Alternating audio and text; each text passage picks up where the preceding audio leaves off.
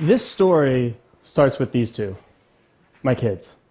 We were hiking in the Oakland woods when my daughter noticed a plastic tub of cat litter in a creek. She looked at me and said, "Daddy, that doesn't go there." And when she said that, it reminded me of summer camp. On the morning of visiting day, right before they'd let our anxious parents come barreling through the gates, our camp director would say, "Quick, everyone go pick up 5 pieces of litter." You get a couple hundred kids, each picking up 5 pieces, and pretty soon you've got a much cleaner camp. So I thought, why not apply that crowdsourced cleanup model to the entire planet? And that was the inspiration for Litterati. The vision is to create a litter-free world. Let me show you how it started. I took a picture of a cigarette using Instagram. Then I took another photo, and another photo, and another photo, and I noticed 2 things. 1, litter became artistic and approachable. And 2, at the end of a few days, I had 50 photos on my phone, and I had picked up each piece, and I realized that I was keeping a record of the positive impact I was having on the planet. That's 50 less things that you might see, or you might step on, or some bird might eat.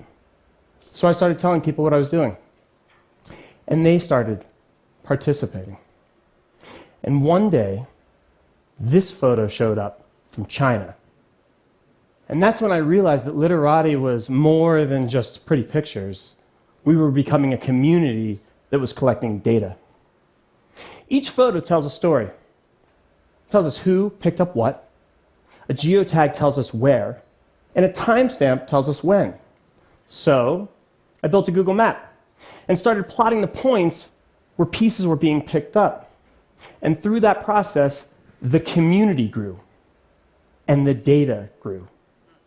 My 2 kids go to school right in that bullseye. Litter. It's blending into the background of our lives, but what if we brought it to the forefront? What if we understood exactly what was on our streets, our sidewalks, and our schoolyards? How might we use that data to make a difference? Well, let me show you. The first is with cities. San Francisco wanted to understand what percentage of litter was cigarettes. Why? To create a tax. So they put a couple of people in the streets with pencils and clipboards who walked around collecting information, which led to a 20-cent tax on all cigarette sales.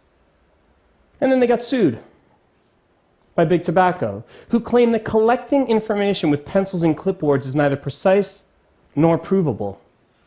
The city called me and asked if our technology could help. Not sure they realized that our technology was my Instagram account, but I said, yes, we can. And we can tell you if that's a Parliament or a Pall Mall. Plus, every photograph is geotagged and timestamped, providing you with proof.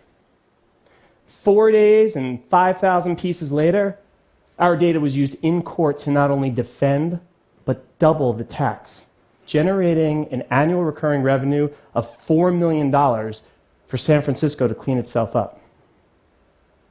Now, during that process, I learned 2 things. 1, Instagram is not the right tool, so we built an app.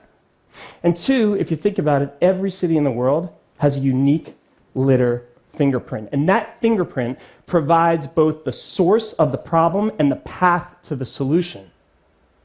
If you could generate a revenue stream just by understanding the percentage of cigarettes, well, what about coffee cups, or soda cans, or plastic bottles? And if you could fingerprint San Francisco, well, how about Oakland, or Amsterdam, or somewhere much closer to home? And what about brands? How might they use this data to align their environmental and economic interests? There's a block in downtown Oakland that's covered in blight. The Litterati community got together and picked up 1,500 pieces. And here's what we learned.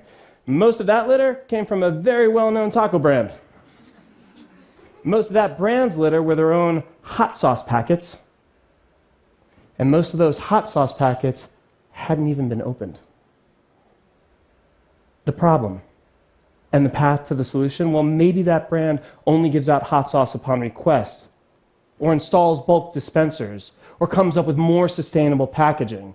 How does a brand take an environmental hazard, turn it into an economic engine, and become an industry hero?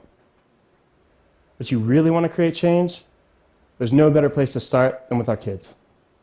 A group of fifth graders picked up 1,247 pieces of litter just on their schoolyard. And they learned that the most common type of litter were the plastic straw wrappers from their own cafeteria. So these kids went to their principal and asked, "Why are we still buying straws?" And they stopped. And they learned that individually they could each make a difference, but together they created an impact. It doesn't matter if you're a student or a scientist, whether you live in Honolulu or Hanoi, this is a community for everyone. It started because of two little kids in the Northern California woods, and today it's spread across the world. And you know how we're getting there? One piece at a time. Thank you.